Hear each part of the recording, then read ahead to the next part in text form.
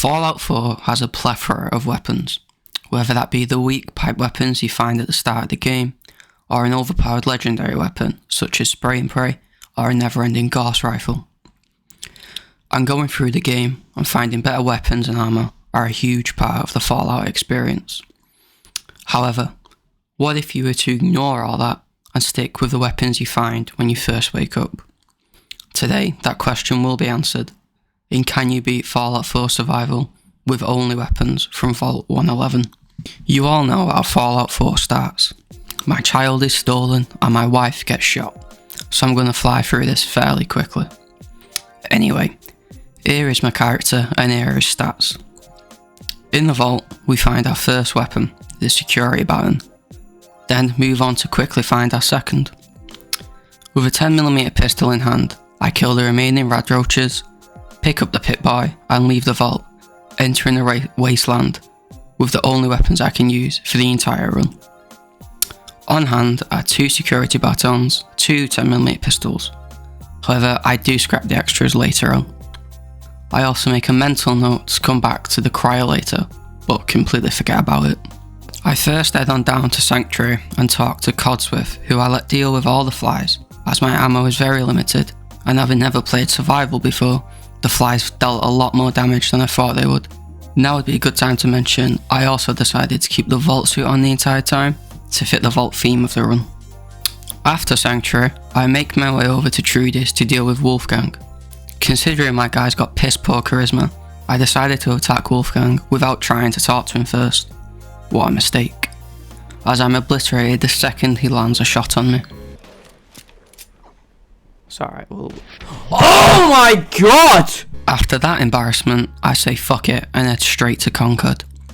I let Preston deal with the raiders outside whilst getting in a sneak shot every now and then. The raiders indoors are fairly trivial and I make it through with ease. Now comes the Deathclaw. Like a fool, I use most of my ammo on the raiders indoors, so I try to hide in the building whilst hitting it with the baton. This was going well until the bastard grabbed me for a building and killed me. A load of shit. Right, round 2. I again deal with the raiders inside easily, this time letting Preston take off most of their health to conserve my ammo. Then change my strategy by picking off the Deathclaw from afar, then using drugs to finish him off with the last little bit of health. After taking Preston and that back to Sanctuary and leveling up, I decide now is the time to seek revenge on Wolfgang. With a banked crit, Wolfgang dies quickly, then Simone one-taps me again. However, I decide to go straight back, try the exact same thing, and with a sliver of health, finally took out Wolfgang and Simone.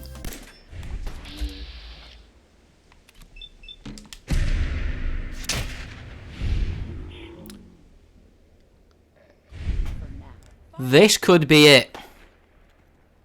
As long as I don't get hit now.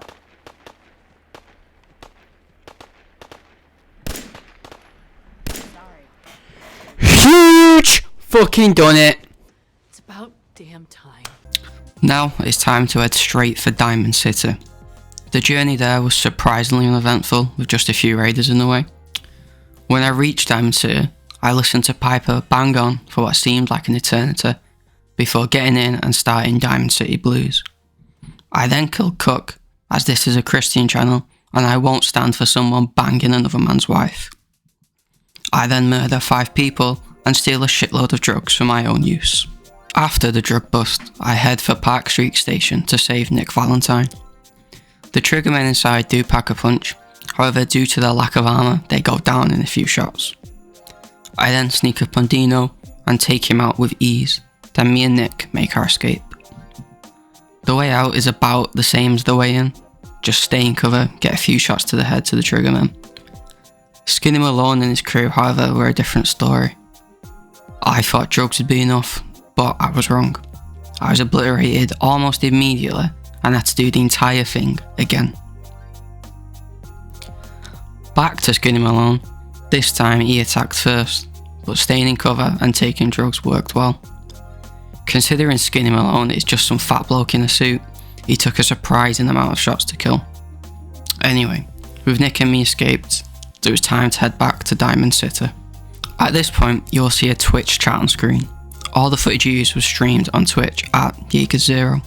The only reason it took this long to show up was because I forgot to turn my overlay on the first stream. Anyway, in Diamond City, I steal the key to Kellogg's Cornflakes house, show Dogmeat the cigar, then proceed to ignore him as I wanted to do other stuff first. What a cunt. So, I head to Cambridge Police Station, as at this point in the run I was fairly certain I was siding with the Brotherhood. Bit of a spoiler, I don't, and you'll see why later on. Dance dealt with most of the ghouls, and after a quick conversation, we headed to Arcjet. I'm going to skip through Arcjet as I pretty much let Dance kill everyone.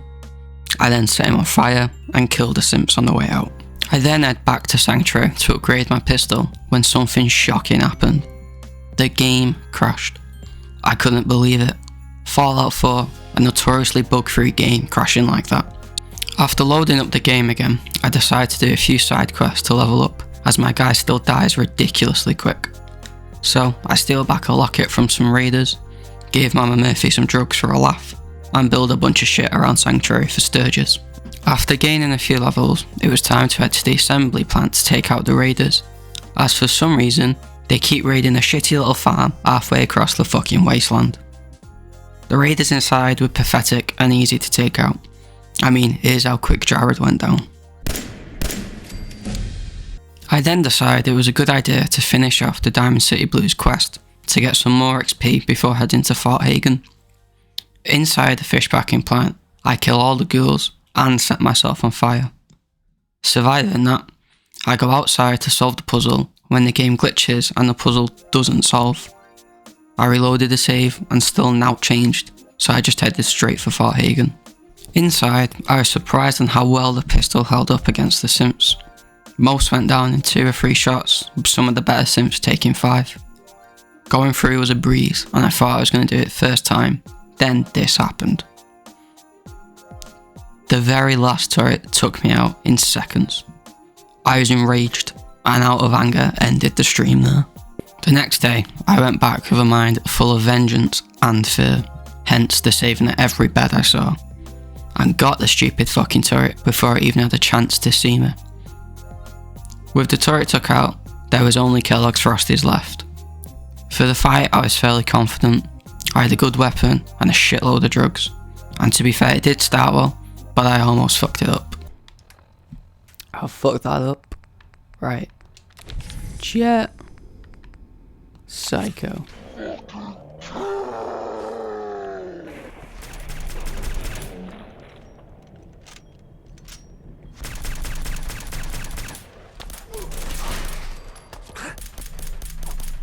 Oh, he's there.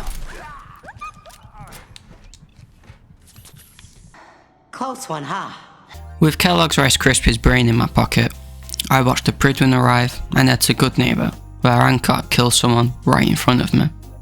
What a great first impression. Heading into the memory den, I enter Kellogg's Cocoa Pop's mind and space out for the entire mission. Now it's time to head to Virgil's cave in the Glowing Sea. Something I wasn't particularly looking forward to.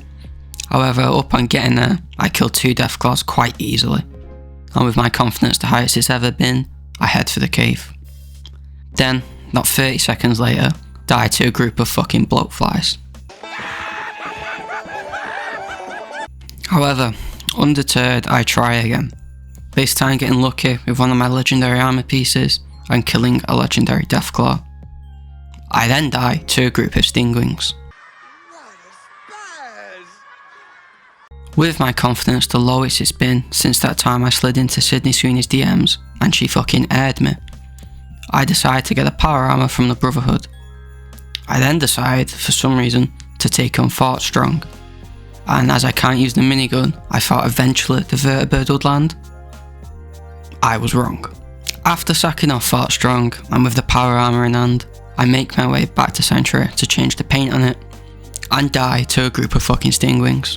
You gotta be fucking kidding me. Eventually, I get to Virgil, and he tells me I need to kill a Corsair. So, I head to Green Tech and make my way through easily. As I get to the Corsair, I load myself up with drugs and start firing. I almost die, but eventually get him, and I can finally kill the hostages. I then take the chip to the railroad to get it decoded, Now's the time to get a good look at them, as this is the last time we'll see them in this run. Or so I thought. After leaving the railroad, I see Unit fires a missile at me and blows me up. So I have to do it all again.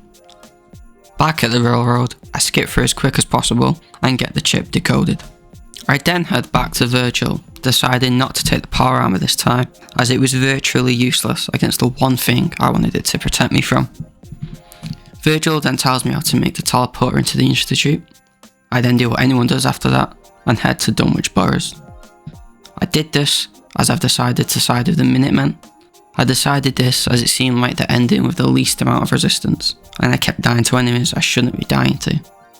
I do try and find the Kremstooth in here, however I get lost and set myself on fire again.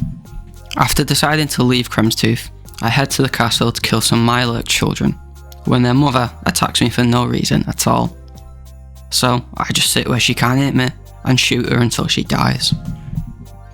Now it's off to Sanctuary to build a teleporter into the Institute. Teleporting in, I steal data for Sturgis and tell Father I don't believe he's my son. After he convinces me, I go around and introduce myself to the staff, who all seem to be annoyed at my presence, and Father gives me a mission to claim a runaway synth. I get to Libertalia, where the synth is, and luckily for me, the Brotherhood was there and took out most of the raiders. I then get a mini nuke shot at me, but luckily it hit a thin piece of wood in front of me, so I obviously take no damage. The raiders are the same story as usual. They go down in a couple of hits and do minimal damage. I do some sick parkour up to the top, however the synth didn't spawn. Disappointed, I go back down the hatch and then back up it. Then don't even bother talking to the synth and just use the reset code. With my own son's trust acquired, it was time for the Battle of Bunker Hill. The battle was relatively boring, as I just let the Brotherhood and the synths kill the railroad, and sent all the synths back. Back in the Institute, Father announces he's dying, and I am to be his successor. Everyone in the room is fuming about it, and I make a note to kill all of them when I blow this shit all up. Before I go to Mass Fusion to get the beryllium agitator, I head back to the castle to get access to the armour. I kill Sarge, but forget he has the Martyrdom perk and he blows me up. He's so fucking stupid. The next attempt, I kill him and make sure to run away this time. With access to the armour, we are set up for the Minuteman ending. Now on to Mass Fusion, where I first inform the Brotherhood to do the mission with Ingram. Doing the mission, I have to sit in the vertibird whilst getting shot at, with no way of defending myself. This isn't too bad until we start to land and I get fucking melted.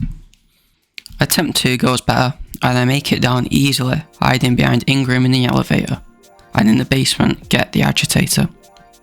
Drugs and sneak allow me to kill the sentry bot easily, and then before the Assaultrons appear, the game fucking crashes. This is normally fine, but as this is survival, the last save I had was all the way back on the Prydwen. Oh, this is a fucking disaster. After composing myself and going again, I get back to the Assaultrons, kill one, and have the other at one shot. I see I have pretty much full health, and presume I got this in the bag. Wrong. The cunt one-shots me, and I'm back at the Prydwen. Why do I even bother? With my sanity holding on by a thread at this point, I do it all again, and this time, finally, nothing fucks up, and I'm able to finish the Mass Fusion quest. I then head to Diamond City to save and stock up on ammo, where I'm accused of murder, which is highly offensive. I mean, I did kill him, but it's still offensive nevertheless.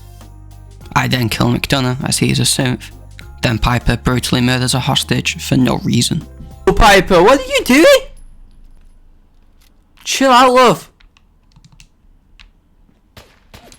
Nah. She's shooting a hostage? Did I get the story wrong? Is she a synth as well? But at least now Diamond City will finally have the truth. Oh, she's not? I am now tasked with getting more settlements for the Minutemen, which I forgot was a requirement for the ending. So, off to Segas Ironworks, where I'm at first bludgeoned to death with a sledgehammer. After trying again, I kill some slag and get myself a kebab. Thankfully, this gave me enough settlements and we can defend the castle from the Institute. In my first attempt, I genuinely try to kill the synths, but get caught out when 4 of them spawn directly behind me. Next attempt, I hide in a room like a little bitch, which I thought would keep me out of danger, until 6 coursers come at me, one after the other. However, with enough drugs to make Charlie Sheen jealous, I kill them all, but not after almost dying to them. With the castle defended, it's finally time for the final mission. Before starting it, I stock up in Diamond City and discover Vault 81 to steal all of their food. Sturgis then tells me the way in through the pipes, and I make my way into the Institute. Now, I play this extremely cautiously, as my last save would be back at Sanctuary, and I really don't have to do this all again.